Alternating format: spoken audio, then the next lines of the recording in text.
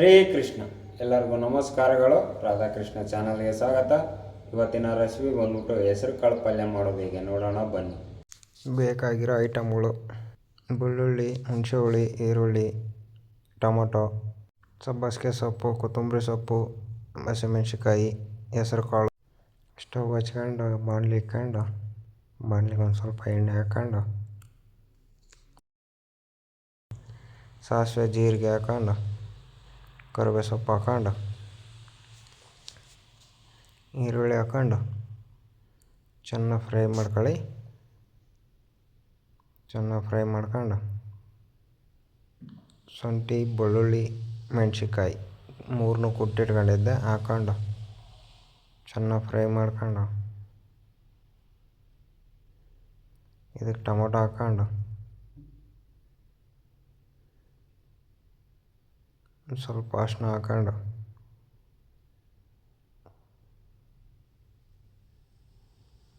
ಗರಂ ಮಸಾಲ, ಧನಿಯಾ ಪುಡಿ, ರುಚಿಗೆ ತಕ್ಕಷ್ಟು ಉಪ್ಪು,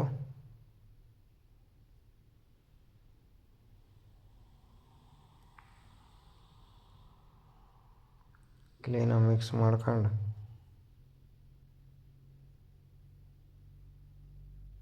ಹೆಸರು ಕಾಳು ಹಾಕೊಂತಿದ್ದೀನಿ. ಹೆಸರು ಕಾಳನ್ನು 3 ತಾಸು ನೆನೆ ಇಟ್ಟಿದ್ದೆ.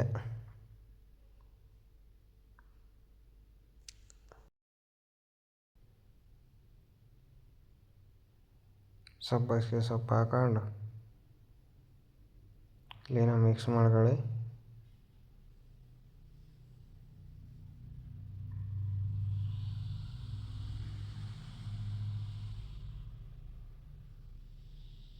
ಹುಣಸೆ ಹುಳಿ ಹಾಕೊಂತಿದ್ದೀನಿ,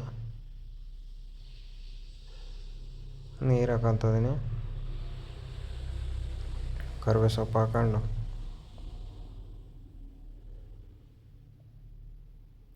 ಒಂದು 5 ನಿಮಿಷ ಕುದಿಸುವ. 5 ನಿಮಿಷ ಆಗಿದೆ ನೋಡಿ.